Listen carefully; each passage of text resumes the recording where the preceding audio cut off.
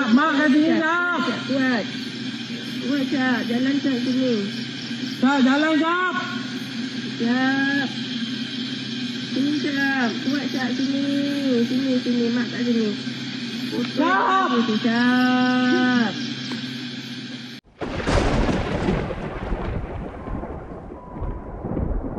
Pernah tak korang terfikir macam mana seseorang boleh hilang begitu sahaja di dalam hutan, sedangkan pasukan penyelamat mencari siang dan malam, menggunakan drone, anjing pengesan, helikopter dan ratusan anggota penyelamat. Tetapi mangsa tetap gagal ditemui. Ada yang akhirnya ditemukan selepas beberapa hari. Ada yang ditemui dalam keadaan menyayat hati. Dan ada juga yang sehingga hari ini masih belum ditemui. Dalam video kali ini, kita akan melihat 3 kes pendaki dan pelari hutan paling misteri di Perak yang pernah menggemparkan seluruh Malaysia. Kes ketiga sehingga hari ini masih menjadi tanda tanya terbesar negara. Jom kita mulakan. Kes pertama, Nur Izzati Humaira Azizul. Malaysia dikejutkan dengan kehilangan seorang remaja perempuan berusia 19 tahun bernama Nur Izzati Humaira Azizul.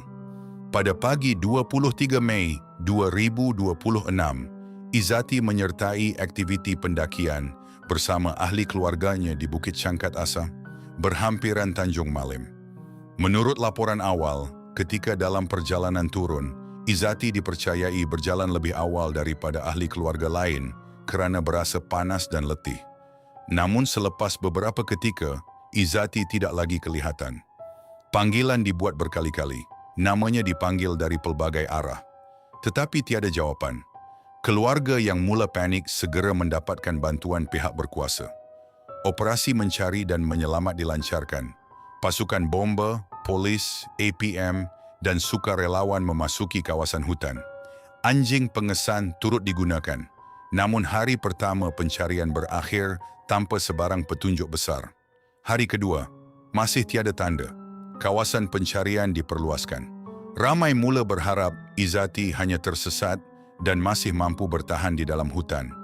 Tetapi pada hari ketiga, operasi, pasukan penyelamat akhirnya menemukan mangsa.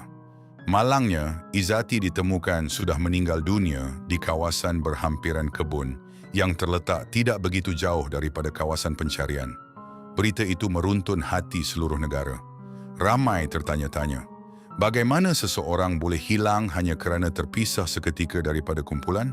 Kes ini menjadi peringatan bahawa walaupun bukit tersebut tidak dianggap antara gunung paling sukar di Malaysia, kesilapan kecil di dalam hutan boleh membawa akibat yang besar. Kes kedua, Jaslinda Salaudin.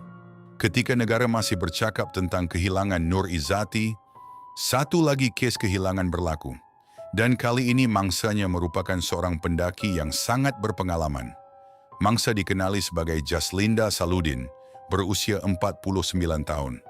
Beliau menyertai ekspedisi Trans Spencer Chapman di Gunung Batu Putih, Tapah Perak bersama beberapa pendaki lain dan malim gunung. Namun sesuatu yang tidak dijangka berlaku. Ketika pendakian berlangsung, Jaslinda dipercayai mengalami kecederaan pada kaki. Jaslinda dan seorang lagi pendaki Muhammad Hanafi Nikmat mengalami masalah kesihatan dan berhenti. Bagaimanapun Jaslinda dilaporkan meneruskan perjalanan seorang diri ke puncak gunung dan kali terakhir dilihat oleh malim gunung pada 24 Mei jam 7.30 pagi. Tidak lama selepas itu, beliau dilaporkan hilang. Keadaan menjadi lebih mencabar kerana Gunung Batu Putih terkenal sebagai antara kawasan yang mempunyai laluan mengelirukan dan sukar dinavigasi. Pasukan penyelamat segera digerakkan. Operasi melibatkan bomba, polis, storm dan pelbagai agensi lain. Pasukan pencari menemui beberapa petunjuk. Antaranya kesan tapak kaki serta snack makanan ringan yang dipercayai milik Jaslinda.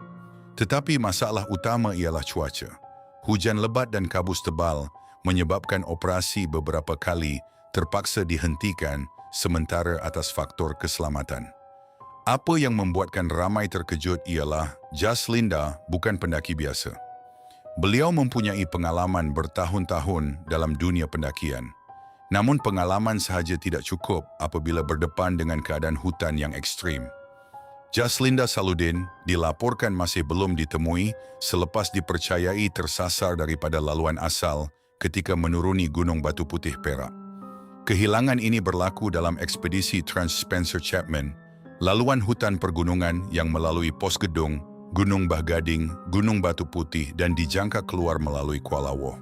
Gunung Batu Putih berketinggian kira-kira 2.132 meter.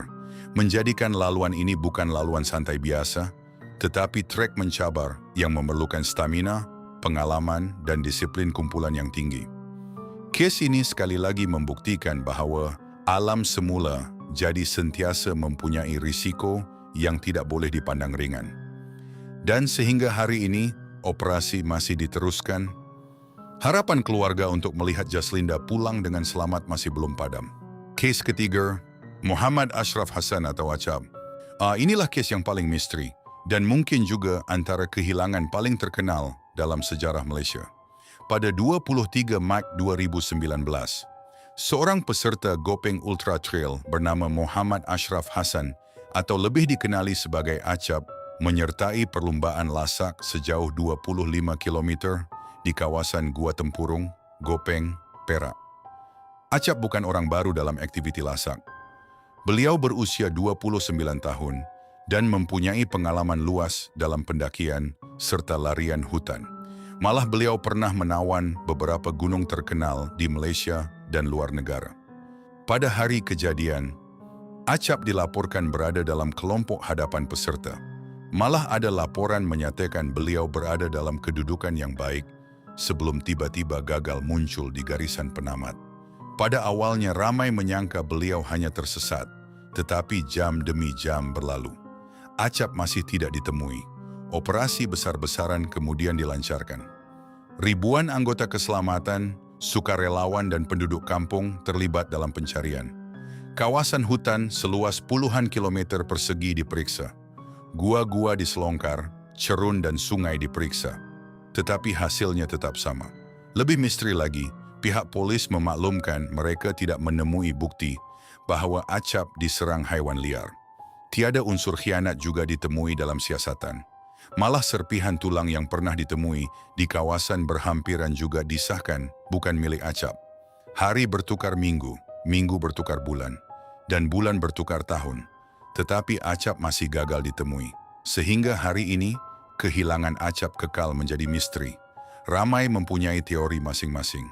Ada yang percaya beliau tersesat jauh ke dalam hutan. Ada yang percaya terdapat sesuatu yang berlaku di luar jangkaan. Namun hakikatnya, tiada siapa benar-benar tahu apa yang berlaku kepada Acap pada hari tersebut.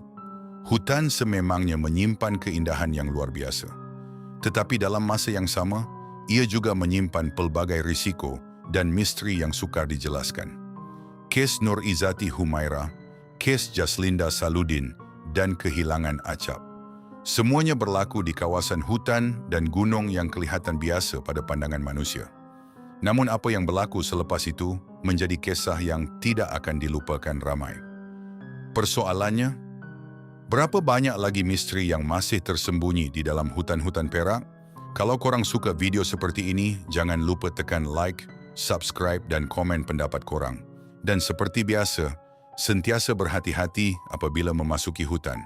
Kerana kadang-kadang tidak semua yang masuk berjaya keluar semula.